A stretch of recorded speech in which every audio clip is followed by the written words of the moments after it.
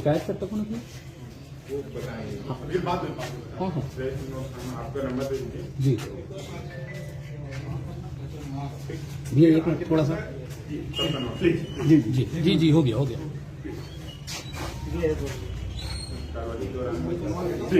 हाँ हो गया भैया थैंक यू भाई हाँ हाँ हाँ कोई दिक्कत नहीं हाय गाइस, मैं वीरेंद्र सिंह बघेल नमस्कार करता हूँ। ये मेरे YouTube चैनल का नया ब्लॉग है और मैं आज आपको बताना चाहता हूँ कि आज जो मेरा विषय है वो ये राजस्व भ्रष्टाचार, जो जिस तरह से भ्रष्टाचार हो रहा है नीचे स्तर पे, उसी संदर्भ में आज का ये मेरा ब्लॉग है।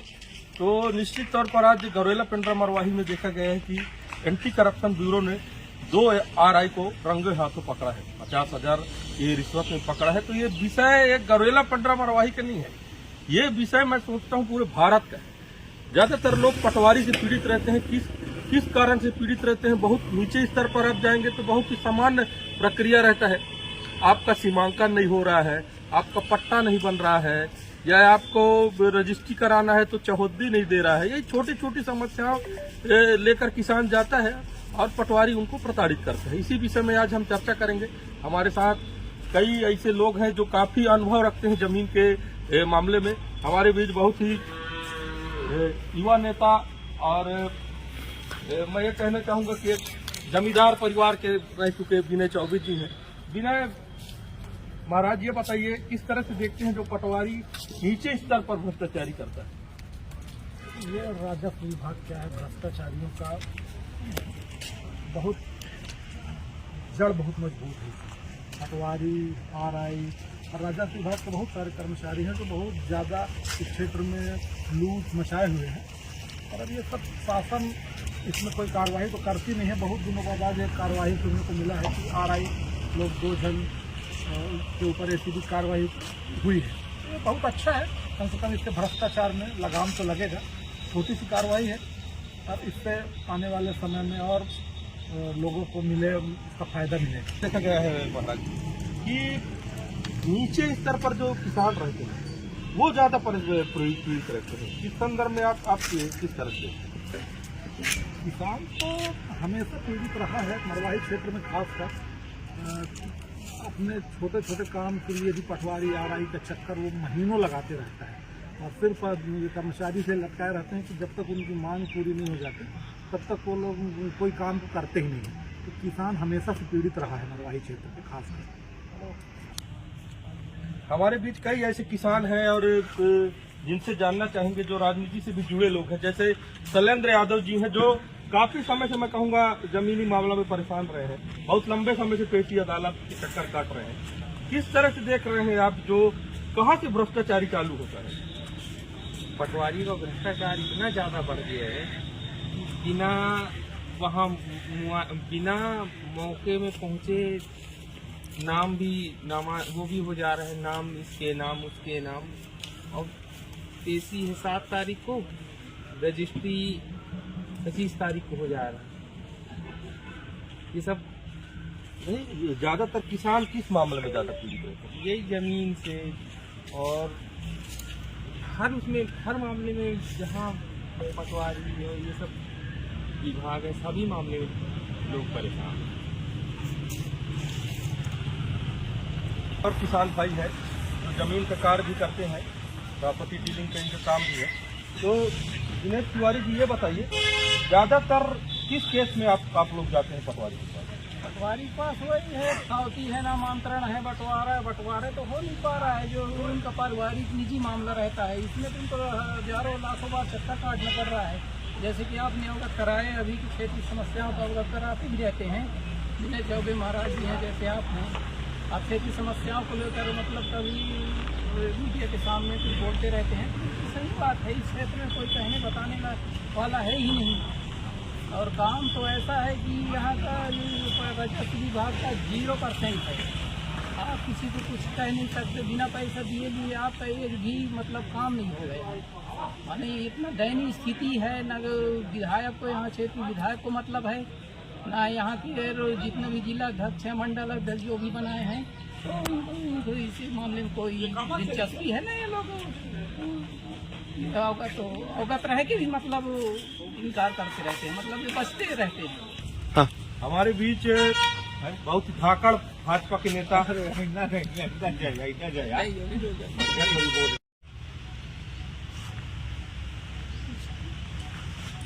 हमारे बीच बीजेपी के आरटीआई के जिला संयोजक गया महाराज जी यहाँ पर मौजूद हैं। गया महाराज जी बहुत जमीनी स्तर के व्यक्ति हैं अब, और हमेशा मैं देखा हूँ किसानों को लेके आते हैं, चाहे कोई भी समस्या हो। आज मेरे को लग रहा है कि जो समस्या उत्पन्न हो रही है, चाहे वो ये समस्या मैं कहूँगा पूरी भारत की समस्या है, और इससे लोग अधिकारी से लोग पीड़ित नहीं, लोग नीचे स्तर के पटवारियों से ज्यादा पीड़ित रहते हैं। पटवारी आ रहे थे, ज्यादा जनता पीड़ित रहती है। किस तरह से आप देखते हैं? आपका कहना सही है। जितने भी पटवारी हैं वो लोग क्या सही समय में कोई कुछ नहीं करता है, ना कोई गिरदावली करता है, ना सीमांकन हो गया, बंटवारा हो गया। 3 महीने से आदेश हुआ रहता है मृत्यु के लिए, जन्म के लिए, प्रमाण पत्र बनाने के लिए 3 महीना से आदेश हुआ रहता है। कोई आज तक उसमें कोई ध्यान नहीं दे रहा है। बंटवारा हो गया, सीमांकन हो गया, नक्शा बनांकन हो गया, पूरा निचली स्तर पर इतना ज्यादा चरम सीमा में पहुंच गई है, इनका कोई माई बाप है नहीं।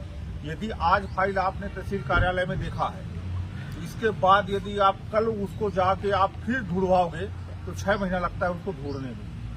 ना यहाँ फाइल का पता है, ना कर्मचारी का पता है, ना अधिकारी का पता है, कुछ पता नहीं है। पटवारी क्या है, बेलगाम हो गए हैं, इनको लगाम लगाने वाला कोई है ही नहीं। और ना शासन इसमें कोई ध्यान देना, प्रशासन, ना यहाँ विधायक, ना सरपंच, ना पंच, कोई कुछ बोलता नहीं है। अपना उल्लू सब सीधा करते हैं। बस 150 दीजिए तब यहाँ काम होता है। एक फोटोकॉपी का यदि कोई नकल आपको लेना है, एक फोटोकॉपी आप करवाइए, 50 रुपये मिलता है, 50 रुपया लेते हैं। 2 हो गया तो 200 रुपया लेते हैं। बताइए नकल। आज यदि आप नकल के लिए मांग करो, कल आपको जरूरत है तो आपको 15 से 20 दिन में मिलेगा। तो क्या मतलब हुआ ऐसा यहाँ सिस्टम। और यहाँ रख रखाव का भी असुविधा है। फाइल ये लोग फाइल जमा के रखते नहीं है, फाइल भी यहाँ जमा के नहीं रखते हैं। सीमांकन का फाइल है, पता नहीं है कहाँ है, जन्म मृत्यु का कहाँ है, नक्शा बटांकन का कहाँ है।